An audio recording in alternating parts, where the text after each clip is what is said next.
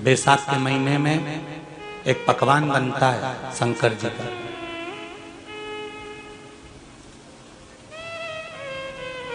शिव जी के हाथ में त्रिशूल है, शिव जी के 3 नेत्र हैं, बेलपत्री में भी 3 बोलते जाओ पत्ती है। बैसाख के महीने में जो शंकर भगवान को प्रसाद का भोग लगता है उसमें भी 3 ही चीज मिलती है। सत्तू कोई दूसरे महीने में बनता है? जम के तो बोलो नहीं। कब बनता है? यही बैसाख के महीने में। चने की दाल, गेहूं और जौ, इन तीनों को गलाकर सेक कर जो सत्तू तैयार होता है, इसी बैसाख के महीने में परशुराम जयंती के दिन या अमावस्या के दिन या पूर्णिमा के दिन शंकर भगवान को समर्पित होता है और भगवान विष्णु को समर्पित होता है। दुनिया के लोग कहते क्या होता है सत्तू से? सास अपनी बहू से कहती है बेटा सत्तू बना ले, थोड़ा सा सत्तू बाजार से ले आना, 10 रुपए का खरीद कर ले आना। आज सत्तू, आज अपन पूजन करेंगे सत्तू की, अक्षय तृतीया है, थोड़ा सा पूज देंगे, थोड़ा सा भगवान को भोग लगा देंगे, सत्तू का लड्डू बना लेंगे। बोलो री जी सही है कि गलत है? बाजार में भी सत्तू मिलता है तो बच्चे कहते हैं, बहुएं कहती हैं कौन खाएगा, काय को ला रहे हो, सत्तू का क्या काम है? पर शिव महापुराण की कथा कहती है, स्कंद पुराण की कथा कहती है, जिस समय पर बैसाख के महीने की सुंदर अमावस्या का दिन था, उस दिन माता पार्वती शंकर भगवान के लिए जब पकवान बनाने के लिए बैठी, कुछ नहीं मिला, तब माता पार्वती ने 3 अनाज को लिया, एक चना, दूसरा गेहूं और तीसरा जो इन तीनों को भींग रहे थे उसको लेकर आए गंगा जी में से, उसको सेक कर माता ने अंगीठी पर और उसका जो सत्तू बनाकर शिव को दिया। शंकर भगवान ने कह दिया, सुन पार्वती, ये सत्तू नहीं, ये मेरी औषधि है। बैसाख के महीने में जो खाएगा वो जिंदगी भर रोएगा नहीं, शरीर से स्वस्थ होगा। अब उसको लोगों ने हंसी खेल में ले लिया, सत्तू का क्या काम, मम्मी हम नहीं खाएंगे, बड़ा बुरा लगता है। शिव जी का एक एक चीज बैसाख के महीने में पियो बेल। बेल मतलब समझ गए? बेल का रस। बैसाख के महीने में पियो बेल और शरीर को रखो ऑल इज वेल। शरीर बेकार नहीं होगा, शरीर बेकार नहीं हो सकता। अब शिव आराधना तो करो। हाँ, जिंदगी की मोड़ पर शंकर परीक्षा बहुत लेते हैं, बहुत परीक्षा। एक सुंदर संवाद आता है स्कंद पुराण, शायद आप लोगों ने सुना होगा, सुना हो तो भी सुन लो, नहीं सुना हो तो भी सुन लो। कांति नगर में राजा श्रियाजी रहते थे, उनकी धर्मपत्नी का नाम था चांगुणा। क्या नाम है उनका? चांगुणा।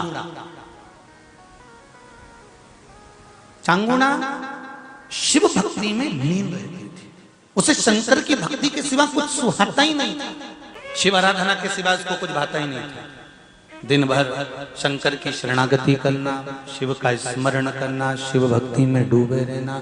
शंभो शंकर कह रहे, माँ उमा से, माँ पार्वती से मेरा महेश कह रहा है, मेरा बाबा भोलेनाथ, मेरा बाबा विश्वनाथ, मेरा त्रिकालदर्शी कैलाशी अविनाशी कह रहा है कि हे पार्वती,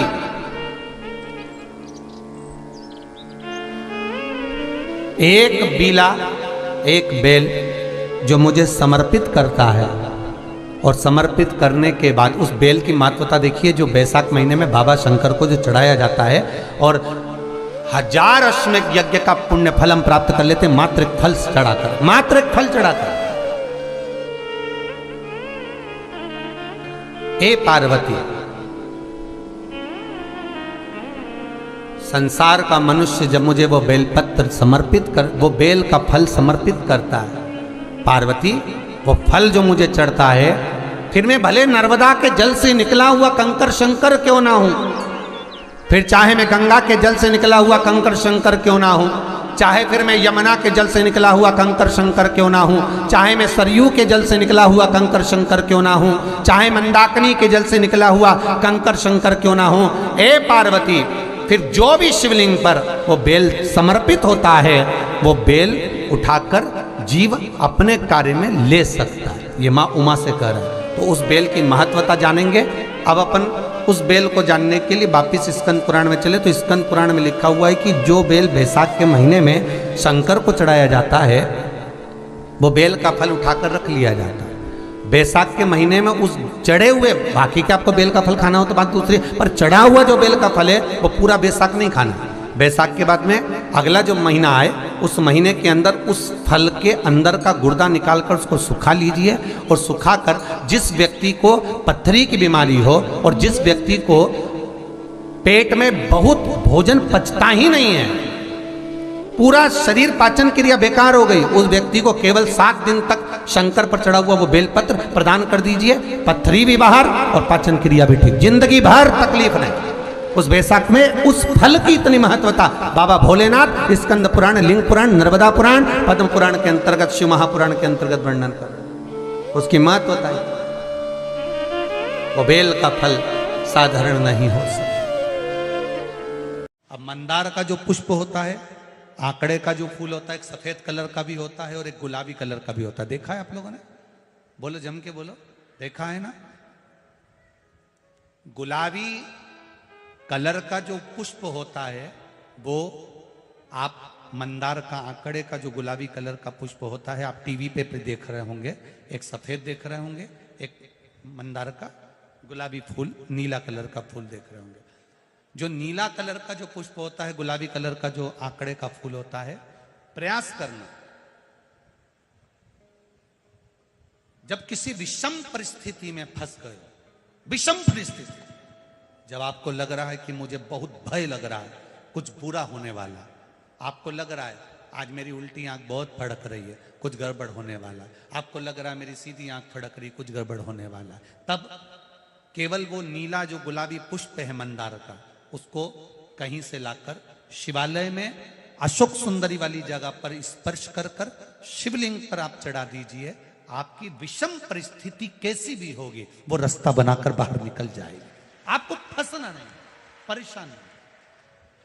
मंदार आंकड़ा, सफेद आंकड़े का पुष्प भी भगवान शिव को समर्पित होकर, जैसे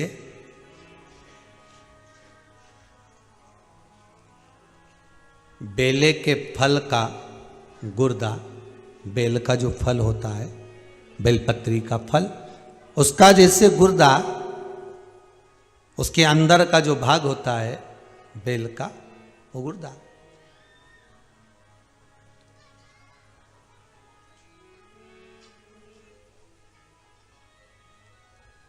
उसको अग्नि में जलाकर उसकी भस्म तैयार कर कर छान कर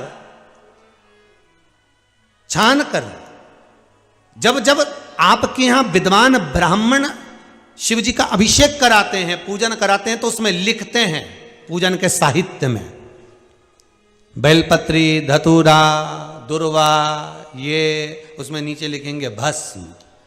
लिखते कि नहीं लिखते? लिखते हैं ना, भस्म अभिषेक में चाहिए रहती है।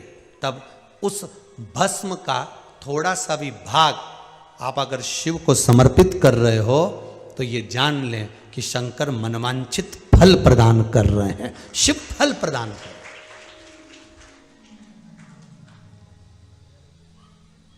महाराज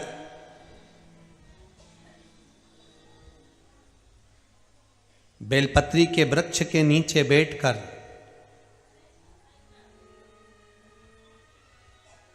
हाथ में एक बेलपत्र का पत्ता रखकर